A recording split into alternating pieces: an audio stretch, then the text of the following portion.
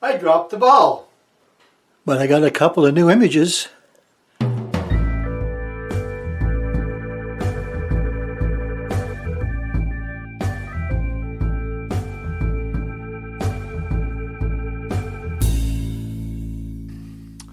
Hello YouTube and welcome back. This is episode 3 of Lonnie Jones Photography.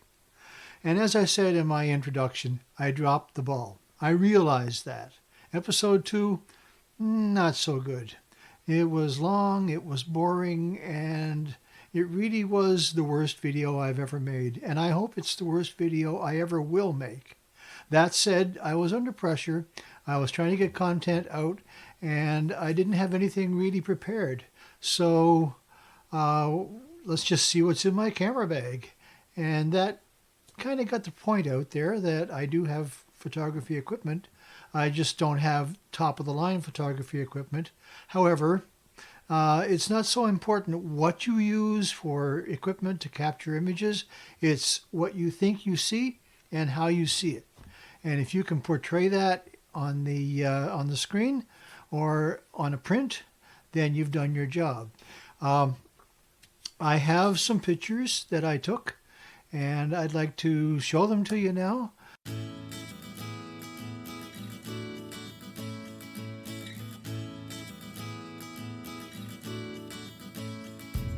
The first one is a picture that I took during the day of a little, I think it's a place where people change their clothes to their swimsuits.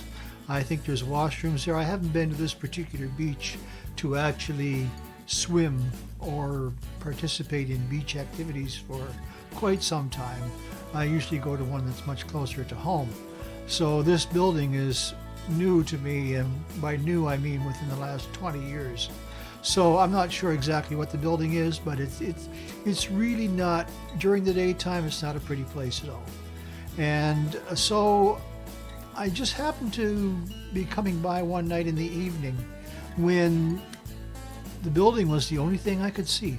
The outdoor lighting that was on the eaves of the building and over the doorways against the black background of nighttime, it really stood out. So I thought, I'll take a picture of that at night and see how it looks. And so I did. And the comparison, as you can see, is quite noticeable. There's a huge difference between daytime and nighttime. Daytime is cluttered, there's power lines, there's poles, and at nighttime there's nothing but the lights. Even the light shining on the picnic table isn't really a distraction, in my opinion anyway. Now this next picture that I took is one that I took of Sydney Harbour, Sydney, Nova Scotia, not Sydney, Australia. Took during the daytime. It's not, again, a very attractive picture. Daytime, there's a lot of debris around and the buildings aren't super attractive. However, at nighttime, the lights reflecting on the water and even on the ice in the winter are quite attractive. It's more subdued, it's tidier looking. And I took these pictures from the Dobson Yacht Club in a place called Westmount. It's not on the downtown side, it's across the harbor from that. And as you can see, daytime, again, not super attractive, but at night, the lights really make it look nice. Now, having said that I live in one of the most beautiful parts of Canada, Cape Breton Island, I also live in probably the least attractive part of that island, which is what's known or was known as the industrial region. Now it's the regional municipality, and there are pockets of nice geography, pockets of pretty landscapes. Certainly the Baylard Trail in just outside of downtown Sydney is very attractive. Petersfield, not far from where I took these pictures in Westmount, again, very attractive.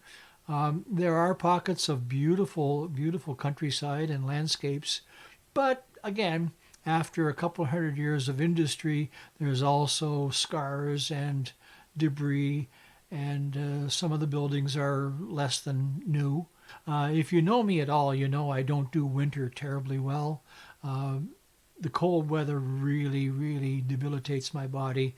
My muscles cramp up and ache, and I just find it very difficult to get out in the wintertime at all.